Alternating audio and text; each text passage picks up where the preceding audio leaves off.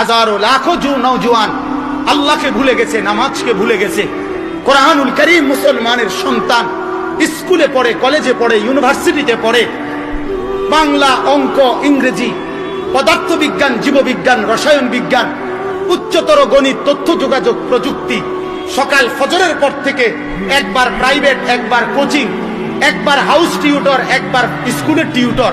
কত জাতের, কত রঙের, কত পড়া পড়ে, এত কিছু পড়ে একটা গোল্ডেন এ প্লাসের জন্য, একটা এ প্লাসের জন্য।